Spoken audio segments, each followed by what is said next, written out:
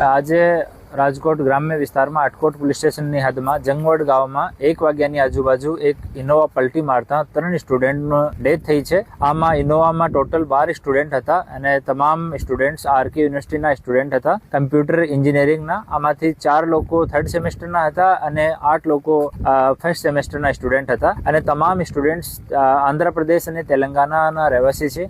એમાંથી 3 સ્ટુડન્ટ્સ જેનું નામ મોતે હર્ષા, સૈયદ આફરીદ અને કોડાવટી નરેશ, આ ની દુર્ભાગ્યપૂર્ણ અકસ્માતમાં ડેથ થઈ ગઈ. આનો પોસ્ટમોર્ટમની પ્રક્રિયા સિવિલ હોસ્પિટલ રાજકોટ ખાતે ચાલુ છે અને 2 સ્ટુડન્ટ સ્ટર્લિંગ હોસ્પિટલ રાજકોટમાં એડમિટ છે અને ફ્રેક્ચર થયેલો છે, આઉટ ઓફ ડેન્જર છે અને બાકી સ્ટુડન્ટ્સને નોર્મલ સારવાર કર્યા પછી રજા આપી દીધી અને અમે આટકોટ પોલીસ સ્ટેશનમાં FIR દર્જ કરી રહ્યા છીએ અને FSL ની ટીમને અને RTO ને અહીંયા બોલાવવામાં આવે છે એનો એક્સપર્ટ ઓપિનિયન લઈને એના પછી આગળ વધીશું. આરંભિક પૂછતાછમાં એવો જાણવા મળ્યો છે કે સ્ટુડન્ટ હોસ્ટેલમાં રહેતા હતા.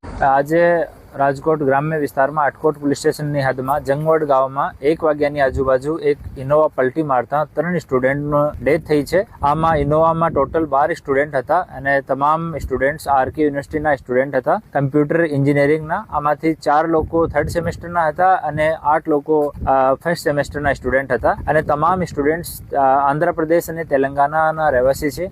એમાંથી 3 સ્ટુડન્ટ્સ જેનું નામ મોતે હર્ષા, સૈયદ આફરીદ અને કોડાવટી નરેશ, આ ની દુર્ભાગ્યપૂર્ણ અકસ્માતમાં ડેથ થઈ ગઈ. આનો પોસ્ટમોર્ટમની પ્રક્રિયા સિવિલ હોસ્પિટલ રાજકોટ ખાતે ચાલુ છે અને 2 સ્ટુડન્ટ સ્ટર્લિંગ હોસ્પિટલ રાજકોટમાં એડમિટ છે અને ફ્રેક્ચર થયેલો છે, આઉટ ઓફ ડેન્જર છે અને બાકી સ્ટુડન્ટ્સને નોર્મલ સારવાર કર્યા પછી રજા આપી દીધી અને અમે આટકોટ પોલીસ સ્ટેશનમાં FIR દર્જ કરી રહ્યા છીએ અને FSL ની ટીમને અને RTO ને અહીંયા બોલાવવામાં આવે છે એનો એક્સપર્ટ ઓપિનિયન લઈને એના પછી આગળ વધીશું. આરંભિક પૂછતાછમાં એવો જાણવા મળ્યો છે કે સ્ટુડન્ટ હોસ્ટેલમાં રહેતા હતા અને વાર્ડનથી પરમિશન લઈને અમરેલી અને દ્વારકા ફરવા માટે જતા હતા અને રાજકોટથી એ લોકો એક કાર, આ ઇનોવા કાર જે છે ભાડા ઉપર લીધી હતી.